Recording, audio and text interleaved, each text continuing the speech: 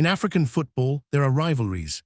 But then, there is South Africa versus Nigeria. Two giants, two different football cultures, one representing Southern Africa, the other West Africa. And when Bafana Bafana face the Super Eagles, it's never just a game. It's pure hatred, it's pride, history, and sometimes pure chaos. Even on social media, the fans always insult each other. But Nigerian team was just far better. That's the reality. And you could see the weakness when Nigeria would cross the ball into the South African box. There's always been a rivalry between Nigeria and South Africa. You know, AKA has always mentioned it. Soccer. The football thing has always been there. Our women have ass. But what really started this rivalry? Why does Nigeria hate Bafana Bafana? Today, we break down the story of Bafana Bafana versus Nigeria.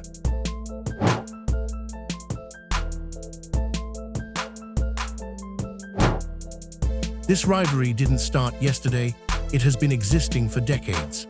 When South Africa returned to international football in the 1990s after apartheid, Nigeria were already a powerhouse, led by legends like JJ Okocha and Nwankwo Kanu, the same Nigerian team that won the 1996 Olympics, defeating Argentina 3-2 in the final. The Argentina squad that had too many stars like Ariel Ortega, Hernan Crespo, even the current coach of Atletico Madrid, Diego Simon, was still playing. But then something happened off the pitch, and nobody saw it coming. The Super Eagles were too strong, they dominated Africa. But then came 1996 Africa Cup of Nations, hosted in South Africa. Bafana Bafana shocked the continent and went on to win the tournament. That moment changed everything. South Africa were no longer underdogs, they were now challengers, and Nigeria had a new rival. And this is where things get interesting, because Nigeria undermined South Africa's win. They went on to say South Africa won because Nigeria withdrew from the 1996 Africa Cup of Nations in South Africa under orders from dictator Sani Abacha, citing safety concerns and political tensions. The team was scheduled to participate in South Africa, but withdrew at the last minute, leaving the tournament with 15 teams.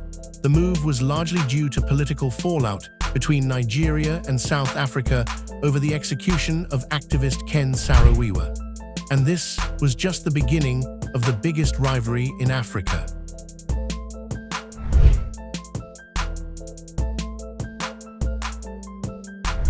Then came African Nations Cup in 1998, when South Africa lost to Egypt in the final. Nigerians still passed some nasty remarks saying, South Africa were lucky to reach the final because Nigeria was still banned from African football. The rivalry was now catching fire and becoming more and more political. And guess what? The two enemies met in the semifinals of the Africa Cup of Nations 2000. This won more than a game. It was time to prove who is better than who after all the talks off the field. A lot was at stake during that game. It was a battle of egos and pride. The game ended up with tears all over South Africa because the Super Eagles humiliated them by 2-0. But that wasn't even the worst part. Nigerians were too strong and walked away with the bragging rights. As the years went by, the matches became intense. Nigeria had the history, but South Africa had something dangerous: confidence. In 2004, the two enemies were in the same group again, but Nigeria hammered Bafana Bafana by 4-0, a result that was very painful for Bafana Bafana. And what happened next shocked the continent. A few months later, South Africa finally defeated Nigeria with goals from Sean Bartlett and Benedict Vilakazi. But guess what? The Nigerians were laughing, saying it was just a friendly match. This tension was now boiling and frustrating the South Africans. In 2008, the derby took yet another twist, in a game where South Africa dominated all the possession and attacking Nigeria from all angles. One would swear Bafana Bafana would finally humiliate the Super Eagles, but come the end of the game, Nigeria won 2-0. With goals from nowhere, Nigeria dominated this fixture again.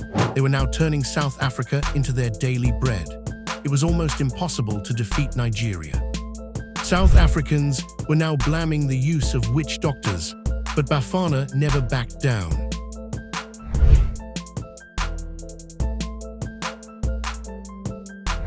Then came one of the biggest shocks in 2017, remember, when Nigeria thought this would be easy? Yeah, not anymore. South Africa finally defeated Nigeria 2-0 in a mouth-watering encounter. A result nobody expected, That win proved something important on their day. Bafana Bafana can hurt Nigeria. And suddenly, this wasn't a one-sided rivalry anymore. South Africans finally got the bragging rights. And then came one of the most painful moments of all, the Africa Cup of Nations in 2019, one of the most dramatic moments in this rivalry. South Africa had just eliminated hosts Egypt. Confidence was sky high, but waiting for them Nigeria.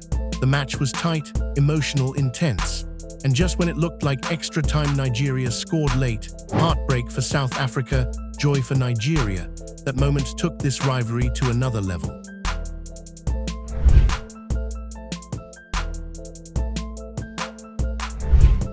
Coming into the World Cup 2026 qualifiers, Nigeria were the favorites. A squad full of stars playing in Europe's biggest leagues. They were expected to dominate. South Africa doubted, disrespected, written off. But inside the Bafana camp there was belief, because this wasn't about history, it was about proving a point, that South Africa belongs at the top. Then the qualifiers began and immediately, things went wrong. Nigeria started dropping points, draws, missed chances, frustration. Fans started asking questions, what's going on? Meanwhile, South Africa were calm, disciplined, winning games they were supposed to win, no noise, just results. And suddenly, the table started to shift. The pressure now on Nigeria.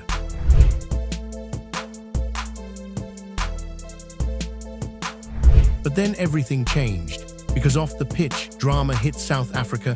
Reports came out Bafana Bafana could lose points. A registration issue, an administrative mistake, and suddenly those hard-earned points were in danger. Fans were confused. Some said this is unfair. Others said rules are rules. And just like that, the standings were shaken. Nigeria, back in the race, South Africa, under pressure again, and now this wasn't just football, it was survival. Even nations like Zimbabwe were on Nigeria's side. They tried everything in their power to stop South Africa from going to the World Cup. After the controversy, everything became intense. Nigeria saw an opportunity and they pushed hard. Wins started coming, confidence returned. But South Africa didn't collapse. Even with the pressure, they kept fighting, game after game, point after point, refusing to let go. And now, the gap between them, almost nothing. It was going down to the wire. And then the final match day arrived. Everything on the line. Nigeria needed results. South Africa needed composure. Across Africa, fans were watching, refreshing tables, tracking scores. Every goal changed everything. At one point, Nigeria were qualifying. Minutes later, they were out. South Africa rising, then pressure again. It was chaos, pure chaos. And when it was all over, when the final whistle blew, when the table was confirmed, only one team could celebrate. The team that qualified for the 2026 World Cup was Bafana Bafana, because in the end it wasn't about talent. It wasn't about history. It was about who handled the pressure.